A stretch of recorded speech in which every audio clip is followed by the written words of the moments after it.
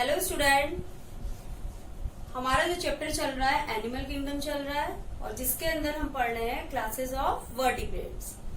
तो हमने लास्ट अपने वीडियो में रेप्टाइल्स के बारे में पढ़ा था, उनके एग्जांपल्स पढ़े थे और आज हम पढ़ेंगे एव्स यानी बर्ड्स के बारे में। तो most of birds can fly but some are flightless.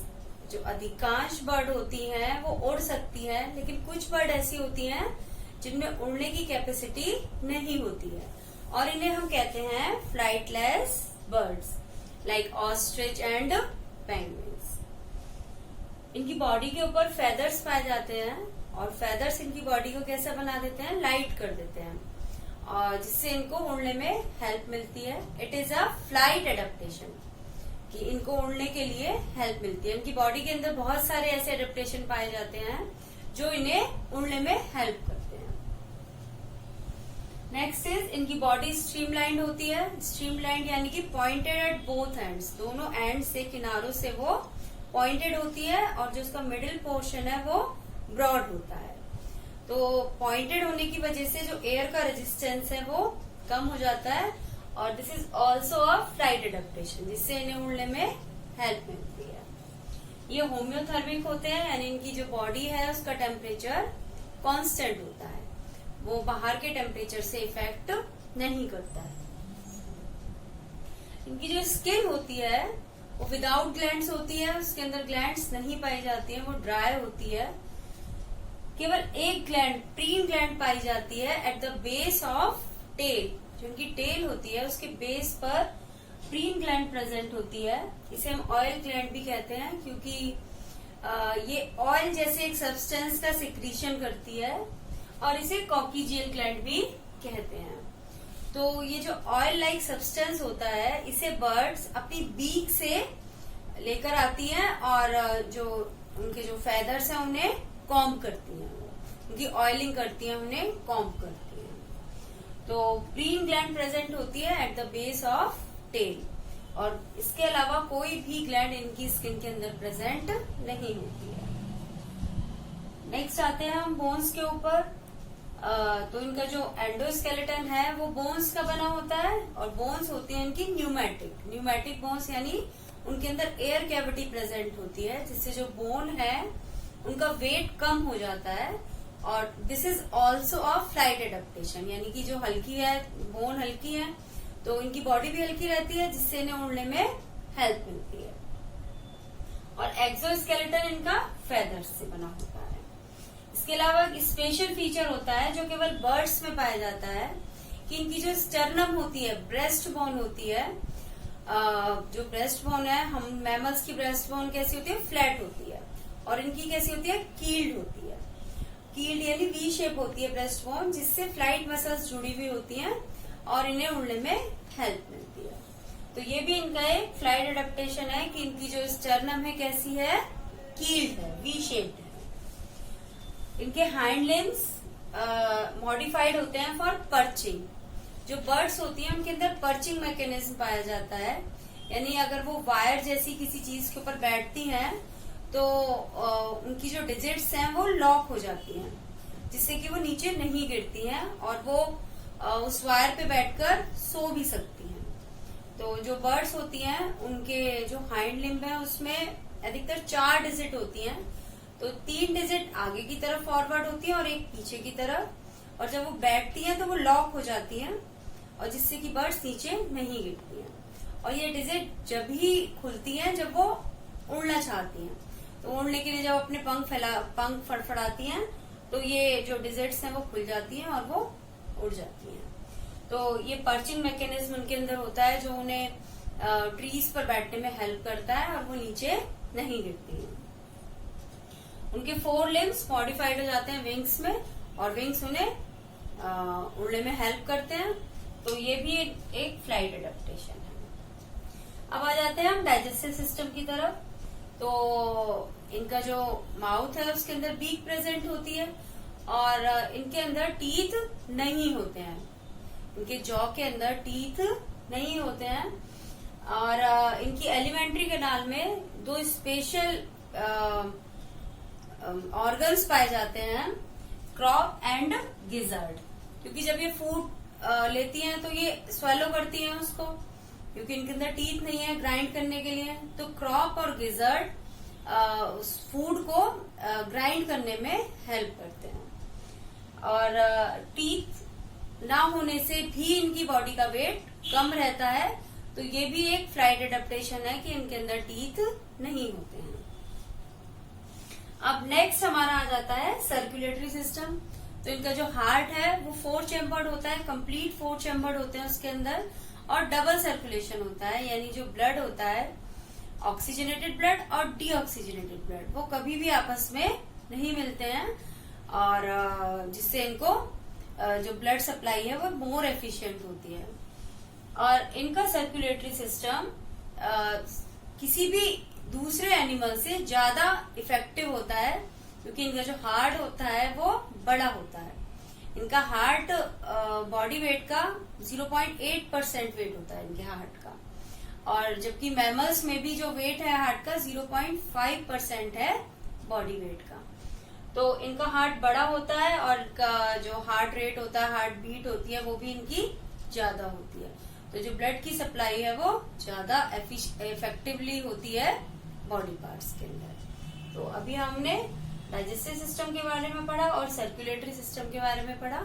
अभी हम बाकी बचे सिस्टम के बारे में पढ़ेंगे। नेक्स्ट सिस्टम है हमारा रेस्पिरेटरी सिस्टम।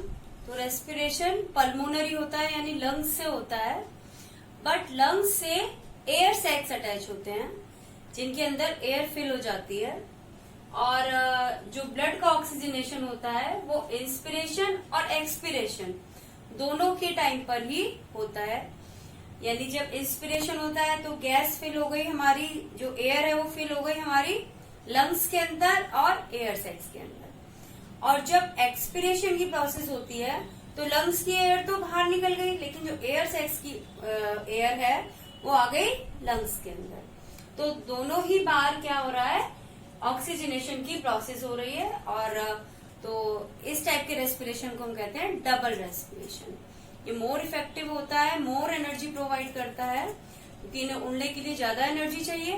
तो इस तरह के रेस्पिरेशन से इन्हें ज्यादा एनर्जी मिलती है। अब एक्सक्रीटरी सिस्टम की बात करते हैं। तो ये यूरिकोटेलिक होती हैं, यानी कि यूरिक एसिड का एक्सक्रीशन करते हैं, और यूरिक एसिड के एक्सक्रीशन में वाटर की जो नीड है वो कम होती है।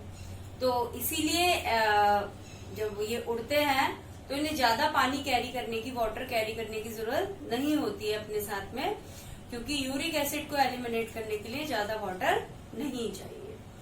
तो ये भी एक फ्लाइट एडेप्टेशन है इनका, क्योंकि यूरिक एसिड का एक्सक्रीशन करते हैं तो इन्हें ज्यादा वाटर कैरी करने की जरूरत नहीं होती, और ज्यादा वाटर कैरी करेंगे तो इन्हें उड़ने में प्रॉब्लम होगी। तो ये वाटर कम कैरी करते हैं और जिससे उड़ने में इन्हें हेल्प मिलती है। नेक्स्ट हम नर्वस सिस्टम पर आते हैं। तो क्रेनियल नर्व्स इनके अंदर 12 पेयर्स की होती हैं, रेप्टाइल्स में भी 12 पेयर्स थी। और इनकी जो आईज, इनका जो सेंस ऑफ साइट है, यानी देखने की जो क्षमता है वो बहुत अच्छी होती है। बहुत सारी बर्ड्स बहुत ऊंचाई से भी छोटे छोटे ऑब्जेक्ट्स को देख पाती हैं। छोटे अपने लिए जो उन्हें फूड, जैसे हॉक होती हैं, तो वो ऊंचाई से भी उन्हें जो फूड चाहिए उसे देख पाती हैं क्लियरली। तो उनका जो सेंस ऑफ साइट है वो बहुत अच्छा होता है। और आईज के अंदर डबल एकोमोडेशन पावर होती है। और बर्ड की आईज में एक स्पेशल पिगमेंटेड स्ट्रक्चर पाई जाती है जिसे हम कहते हैं पैक्टिन। तो ये जो पैक्टिन होता है, जब बर्ड्स मूव करती हैं, यानी कि टर्न लेती हैं उड़ते समय, तो ये अपनी शेडो रेटिना के ऊपर डाल देता है, जिससे जो यूवी रेज हैं वो डायरेक्ट रेटिना के ऊपर नहीं पड़ती, यानी जो ज्यादा सनलाइट है वो रेटिना के ऊपर नहीं पड़ती है। तो ये जो पैक्टिन है वो रोकता है एक्सेसिव सनलाइट को रेटिना पर पड़ने से। तो ये बर्ड्स का कैरेक्टरिस्टिक फीचर है। इनके अंदर एक कॉम्ब लाइक स्ट्रक्चर होती है और पिगमेंटेड स्ट्रक्चर होती है, जो सनलाइट को, एक्सेसिव सनलाइट को रेटिना पर पड़ने से रोकती है। और इसकी जो स्ट्रक्चर, इसकी जो शेप होती है वो कॉम्ब लाइक होती है, और जब बर्ड्स टर्न करती हैं ये उस समय उन्हें हेल्प करता है। और इनका जो स्मेलिंग पावर है वो बहुत ज्यादा डेवलप नहीं होती है, और इनके ईयर जो मिडिल ईयर है उसके अंदर केवल एक ही ऑसिकल पाया जाता है, स्टेपीज। हमारे अंदर 3 पाई जाती है, लेकिन बर्ड्स के अंदर, रेप्टाइल्स के अंदर केवल एक ही ऑसिकल पाया जाता है। अब हम आ जाते हैं रिप्रोडक्टिव सिस्टम के ऊपर। यूनिसेक्सुअल होते हैं, यानी कि मेल और फीमेल सेपरेट होते हैं। फर्टिलाइजेशन की प्रोसेस इंटरनल होती है, और ये ओविपेरस होते हैं, यानी कि एग लेइंग होते हैं। इनके एग जो होते हैं वो पॉलीलेसिथल होते हैं, यानी कि उनके अंदर योग की क्वांटिटी काफी ज्यादा होती है, और सेल्फ सफिशिएंट होते हैं एम्ब्रियो के डेवलपमेंट के लिए। इनके अंदर जो योग है सफिशिएंट होता है कि वो एम्ब्रियो का पूरा डेवलपमेंट उससे हो पाता है। क्लेडोइक एग होते हैं, यानी उनके ऊपर प्रोटेक्टिव लेयर होती है, और इनके जो बर्ड्स के एग हैं वो कैलकेरियस होते हैं, जो लेयर है ऊपर की वो कैल्शियम कार्बोनेट की बनी होती है। और डेवलपमेंट इनके अंदर डायरेक्ट होता है, यानी लार्वल स्टेज इनके अंदर प्रेजेंट नहीं होती है। एक और फीचर इनका जो इन्हें फ्लाइट एडेप्टेशन है, जो इन्हें हेल्प करता है फ्लाइट में, कि इनकी जो राइट ओवरी और ओविडक्ट वो वेस्टिजियल होती है, यानी केवल एक ही फंक्शनल ओवरी और ओविडक्ट होती है। अगर किसी केस में वो ओवरी किसी वजह से डैमेज हो जाए या नॉन फंक्शनल हो जाए, तभी ये राइट ओवरी फंक्शनल होती है, अदरवाइज ये नॉन फंक्शनल होती है, जिससे इनकी बॉडी का वेट कम रहता है। और जो यंग वंस, जब एग हैच होता है और यंग वंस उससे बाहर आते हैं, वो 2 टाइप के होते हैं। एक होते हैं नीडोफ्यूगस और दूसरे होते हैं नीडोकोलस। नीडोफ्यूगस, नीडो वर्ड बना है, नेस्ट से जुड़ा हुआ है नीडो वर्ड। तो नीडोफ्यूगस जो यंग वंस होते हैं वो हैचिंग के जस्ट बाद अपने नेस्ट को छोड़ देते हैं, यानी उनके अंदर वॉकिंग की, फीडिंग की कैपेसिटी होती है, यानी कि वो जब एग से हैच हो रहे हैं तभी वो खाना भी शुरू कर देते हैं, चलना भी शुरू कर देते हैं। उनकी बॉडी के ऊपर फेदर्स भी होते हैं, और उनकी जो आईज है वो भी ओपन होती है। तो एग से निकलने के बाद, हैच होने के बाद, जब यंग एग से बाहर आते हैं तो तभी वो कुछ टाइम बाद ही वो नेस्ट को छोड़कर उड़ना शुरू कर देते हैं। तो इस टाइप के जो यंग वंस होते हैं उन्हें हम कहते हैं नीडोफ्यूगस। तो इसका एग्जांपल चिक है हमारा। जो चिक होते हैं वो हैच होते ही खाना शुरू कर देते हैं, चलना शुरू कर देते हैं, उनकी बॉडी के ऊपर फेदर्स भी होते हैं, और वो कुछ टाइम बाद नेस्ट को छोड़कर बाहर चले जाते हैं। दूसरा टाइप है हमारा नीडोकोलस। तो जो नीडोकोलस होते हैं, इस टाइप के जो यंग वंस होते हैं, इनकी आईज क्लोज होती हैं, यानी जब वो एग से बाहर निकलते हैं तो वो देख नहीं सकते हैं, उनकी आंखें बंद होती हैं, वो खा भी नहीं सकते हैं और वो चल भी नहीं सकते, यानी वो पूरी तरह किस पर डिपेंड है, अपने पेरेंट्स के ऊपर डिपेंड होते हैं सभी चीजों के लिए, प्रोटेक्शन के लिए भी, फूड के लिए भी। तो इसका एग्जाम्पल है हमारा स्पैरो।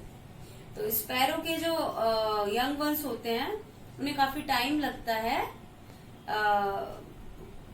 एबल होने में कि वो फीड कर सके खुद और वो उड़ सके। इसके बाद हम कुछ स्पेशल टर्म की बात कर लेते हैं जो हमारे बर्ड्स से जुड़े हुए हैं। तो जो बर्ड्स की जो स्टडी है उसे हम कहते हैं ऑर्निथोलॉजी। ऑर्निथोलॉजी बर्ड्स की स्टडी को कह रहे हैं हम ऑर्निथोलॉजी, और नेस्ट की स्टडी को कहते हैं हम नीडोलॉजी। अभी हमने कहा कि नीडो वर्ड किससे जुड़ा हुआ है, नेस्ट से जुड़ा हुआ है। तो नेस्ट की स्टडी को कह रहे हैं हम नीडोलॉजी। और इंडिया के अंदर एक बहुत फेमस ऑर्निथोलॉजिस्ट हुए हैं, उनका नाम है डॉक्टर सलीम अली। उन्हें बर्ड मैन ऑफ इंडिया भी कहा जाता है, और उन्होंने बर्ड्स की, इंडिया में पाए जाने वाली बर्ड्स की बहुत एक्सटेंसिव स्टडी की है। और इसके अलावा जो बर्ड्स हैं उन्हें ग्लोरीफाइड रेप्टाइल्स भी कहा जाता है, यानी जो रेप्टाइल्स हैं उन्हीं से बर्ड्स का डेवलपमेंट हुआ है। और इसका जो प्रमाण है वो मिलता है आर्कियोप्टेरिक्स से। आर्कियोप्टेरिक्स के जो फॉसिल हैं उनमें बर्ड्स के और रेप्टाइल्स के दोनों के कैरेक्टर थे। तो इससे पता लगता है कि जो बर्ड्स हैं उनका डेवलपमेंट किससे हुआ है, रेप्टाइल से हुआ है। इसीलिए उन्हें ग्लोरीफाइड रेप्टाइल्स भी कहा जाता है। और ये ग्लोरीफाइड रेप्टाइल वर्ड यूज किया था हक्सले नाम के साइंटिस्ट ने। तो इस तरह हमने बर्ड्स के सारे कैरेक्टर्स पढ़े और उनके अंदर फ्लाइट एडेप्टेशन देखे। उनके अंदर बहुत सारे फ्लाइट एडेप्टेशन पाए जाते हैं। विंग्स प्रेजेंट हैं, फेदर प्रेजेंट हैं, उनकी बोन्स न्यूमेटिक होती हैं, वो यूरिकोटेलिक होते हैं, और उनके अंदर टीथ एब्सेंट हैं, बॉडी स्ट्रीमलाइंड है। तो ये सब इनके जो कैरेक्टर हैं वो क्या है, फ्लाइट एडेप्टेशन है। उनके अंदर केवल एक ही ओवरी फंक्शनल होती है। तो हमने बर्ड्स के कैरेक्टर, उनके सिस्टम्स पढ़े और नेक्स्ट वीडियो में हम बर्ड्स के एग्जांपल्स पढ़ेंगे। ओके स्टूडेंट, और मेरे चैनल को सब्सक्राइब कीजिएगा, वीडियो को लाइक एंड शेयर कीजिएगा। Thank you and have a nice day.